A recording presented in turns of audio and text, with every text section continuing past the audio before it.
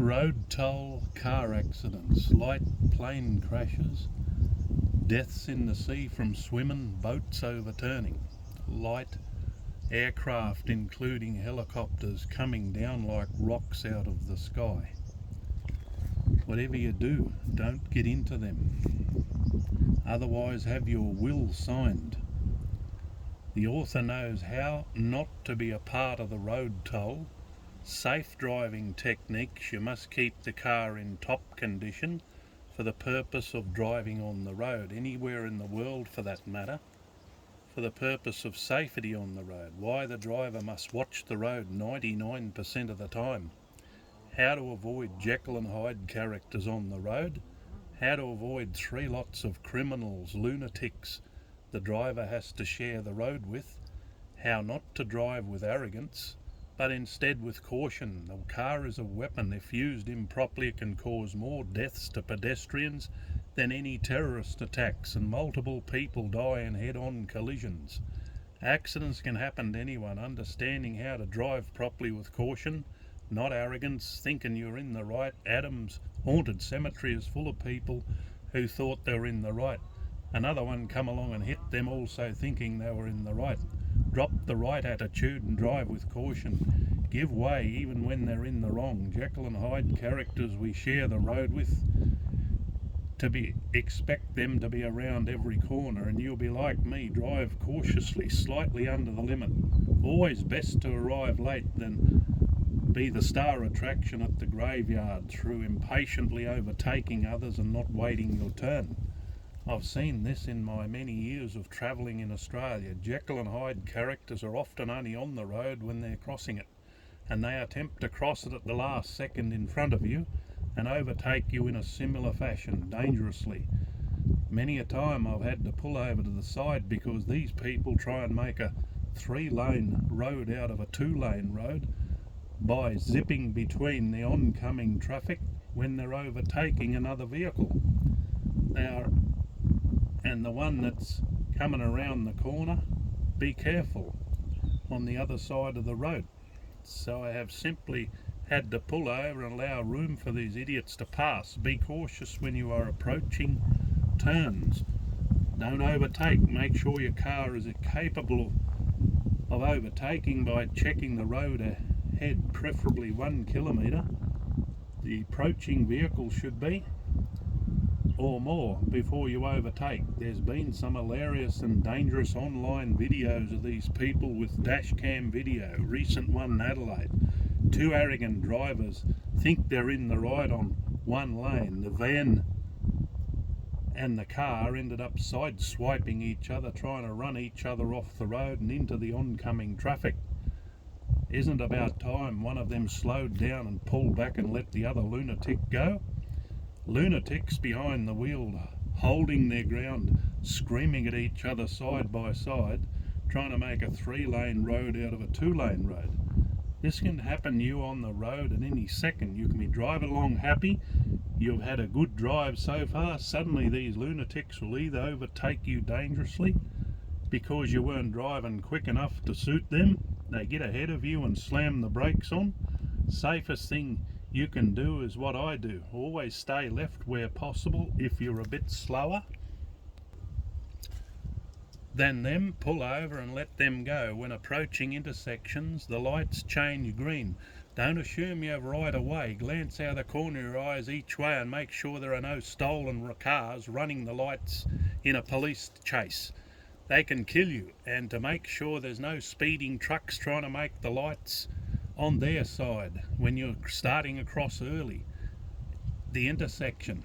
These trucks can flatten you on the pavement with your little tin can car, and you'll be like sardines in the can. And beware of emergency vehicles who can suddenly bolt out of the standing traffic and charge across the intersection. We have these idiots on skateboards. Victoria has suddenly allowed now. There are more these are more idiot kids to watch out for than before. Watch out for motorcycles arrogantly driving between the cars. Stay left, because on some country roads it suddenly changes from 4 lanes to 2 lanes. And those who want to stay right with their arrogant driving attitude only have to miss the signposts and not realise they end up driving on the wrong side of the road. 2-lane road for those who got their licence out of a weedy box, and there's huge numbers of them on the road, don't know the road rules at all. Get a copy of the road rule book, study it, and take some driving lessons with a professional instructor. Driving in the city or country, cautious and careful and give consideration to other road users. Now back to these 3 sets of criminals.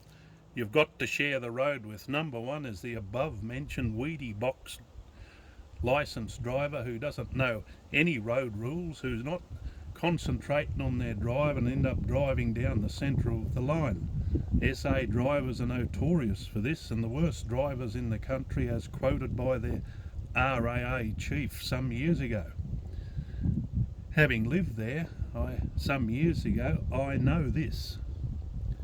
Next is the malicious criminal who needs their head examined by a psychiatrist with perceived road rage actors driving up your rear end, blowing the horn, flashing headlights on because somehow you're blocking their way.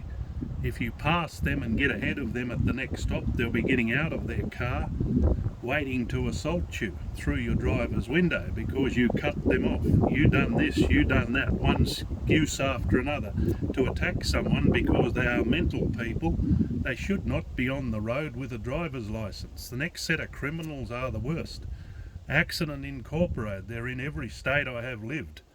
They are, as far as I can see, sponsored by state government, and the media is not allowed to talk about them. The government has total control over the media in Australia, if you haven't noticed, and squashes any mention of these people.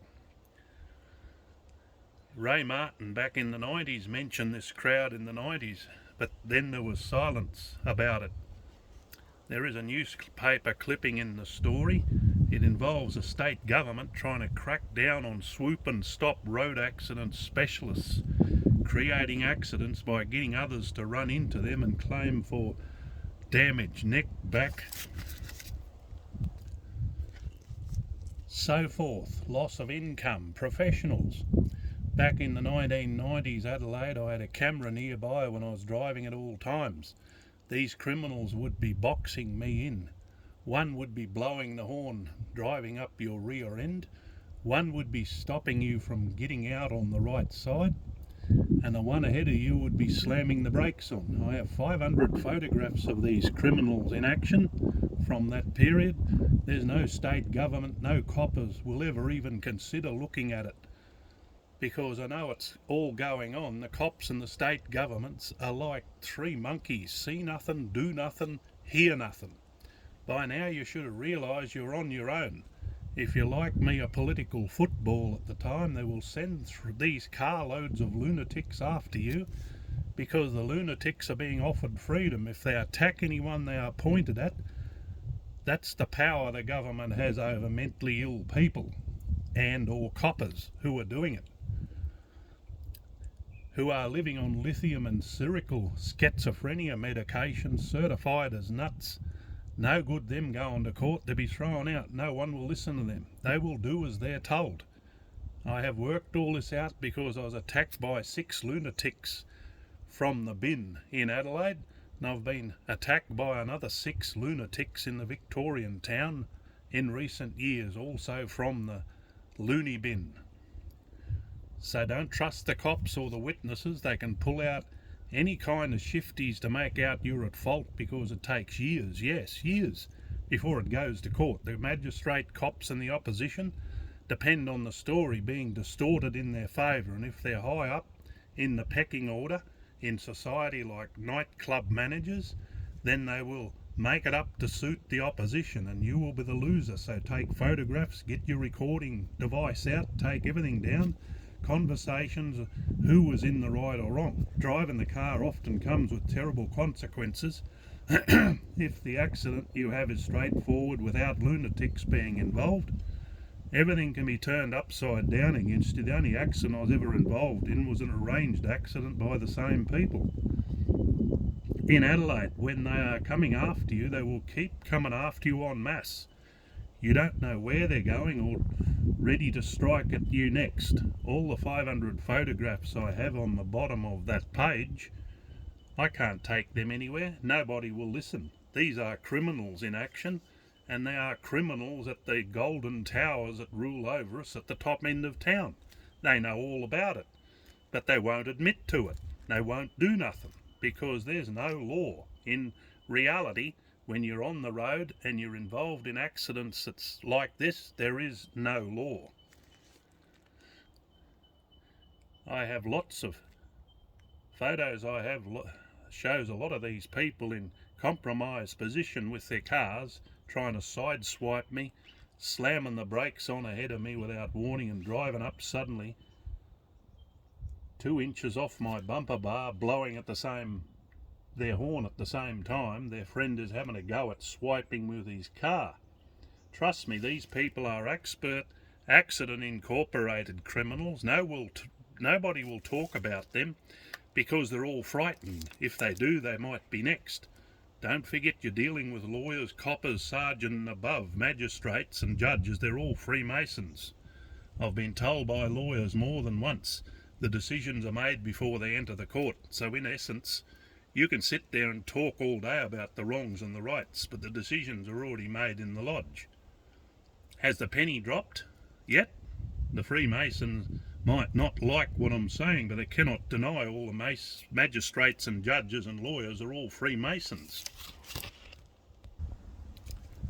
It's a well-known fact they can't get above constable or lawyer, or become a lawyer, QC, whatever, or politician unless they join the lodge.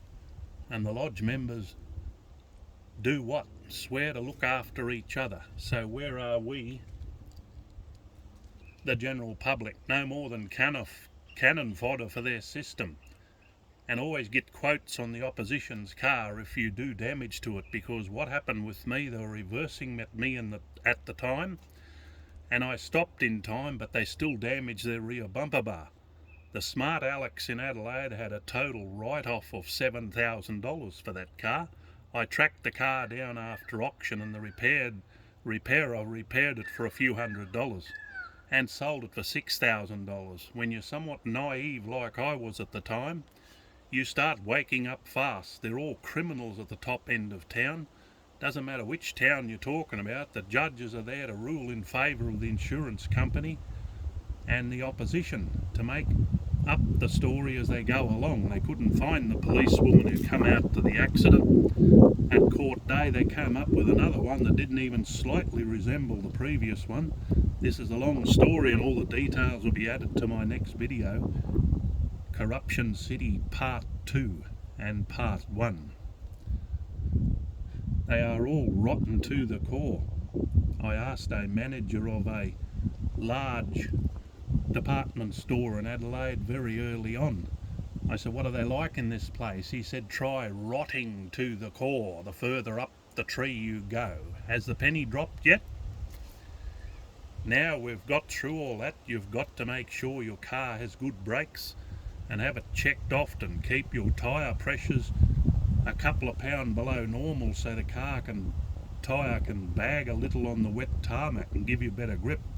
Make sure the tread is at least 3 mil thick, and always keep your new tyres on the front for better braking because of problematic pedestrians, lunatics and idiots on the road and suddenly stopping in front of you. You've got to have your brakes in top shape. Make sure you tighten the wheel nuts yourself, because the loonies fitting your tyres sometimes don't tighten them up and the wheel falls off. If you drive on rough gravel roads, the real left wheel nuts work loose. Great experience from this years ago. Any damaged sidewall or otherwise, you are running a risk of a blowout on a high mountain bend and over you go. A friend used to be in the emergency services going to accidents. He's had nightmares for years trying to recover the head of persons who had violent rollovers, and the hood of the car comes down on their neck when the violence of the rolling car thrusts their head out the window. 5 people were in a Valiant. A semi-trailer ran over the top of it. It was so flat he could Step over it, he said. Nightmares from speeding motorists, cutting their dying and dead children out of their crushed cars. A family of 5 had a terrible collision with a tree, none of them wearing seat belts, and everybody was thrown out of the car at the collision point, all dead. So wear your seat belts. Be like me when I'm in dangerous driving condition in the city or off-road. I often wear push bike helmets, which are light and good protection from head injuries within the car. I've been to a couple of accidents where the young smart aleck didn't wear seat belts and they almost bashed their brains out, slamming into the windscreen. And one of them was doing 60 kilometres, overtaking me on the left, and a woman was trying to turn in front of him, and his car slammed into her stationary vehicle and his head slammed into the windscreen and broke it. It's probably brain damage after that, so wear your seat belts. You have better survival staying in the car than being thrown out. The force of the collisions is incredible. Look at that one at 60 kilometres an hour. She was doing nothing. If they were both doing 60, they would be both dead. What about when you're doing 110 on the highway? What survival, what chance of survival if someone hits you from the other direction? You are colliding at 220 k's an hour, no chance of survival. I'll finish with a few simple words of advice. I've been driving since the early 60s. I have only ever been involved in one accident, and that was Adelaide. And that was arranged, which will be discussed in Corruption City Part 2 on my channel when I get around to it. All the people dying on the beaches, drowning and going out in the small boats being lost or drowned have got one problem in life: too much arrogance. Be cautious like me, put on a life jacket and go out in the deep water then. Swimming.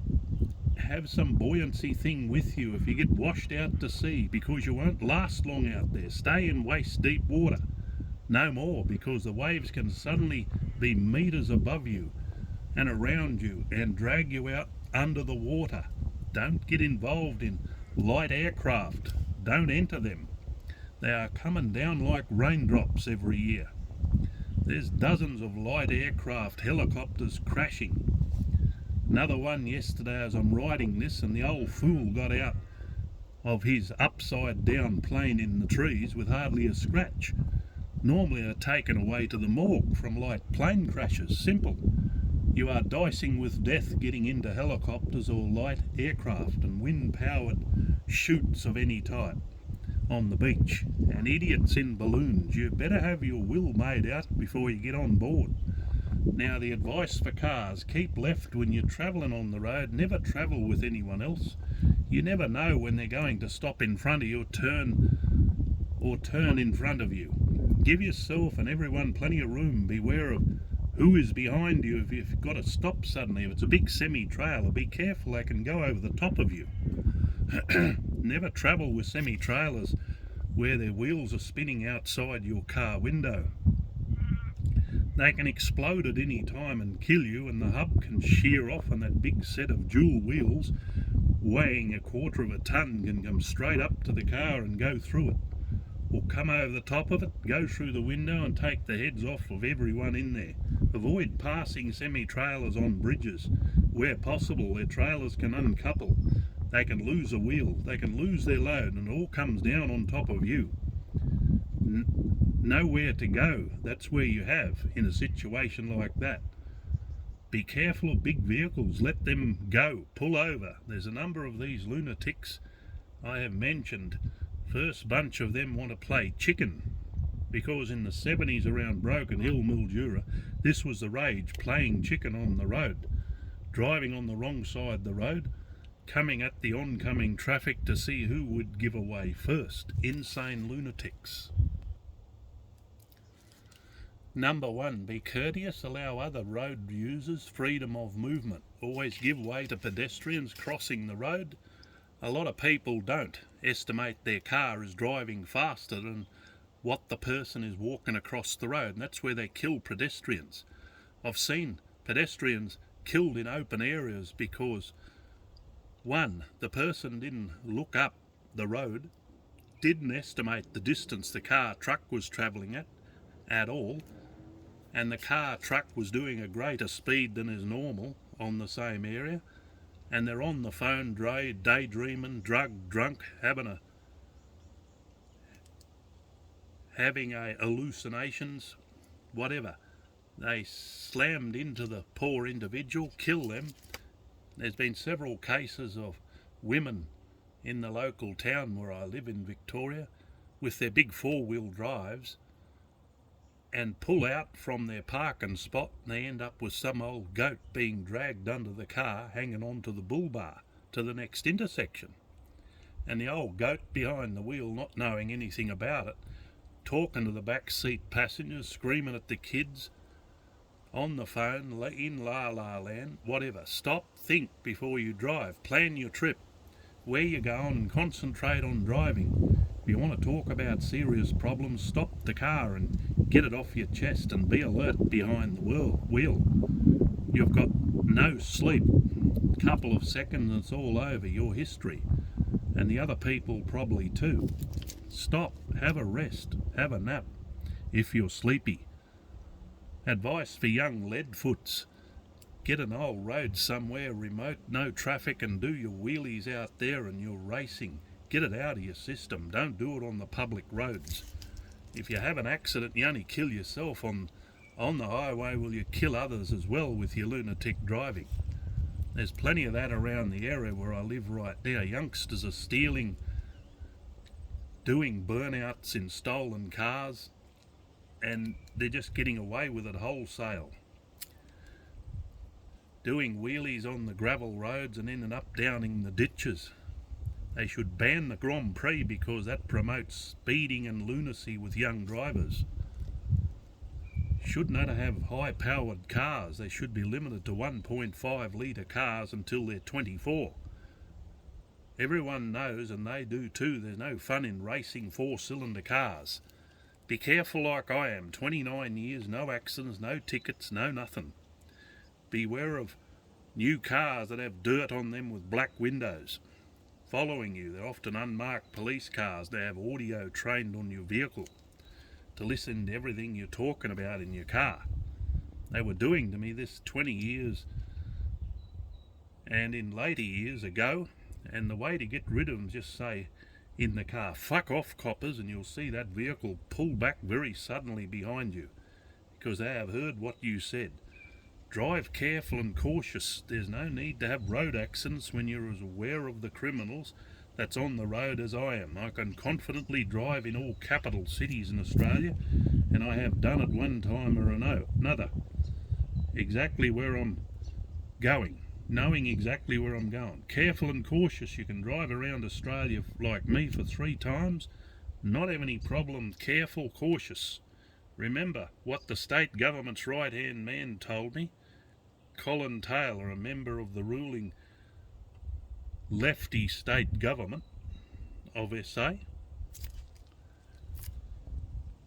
I said to him, looks like there are some arranged accidents around here lately. There's been a few of them suspicious, like people are running into things deliberately and into others.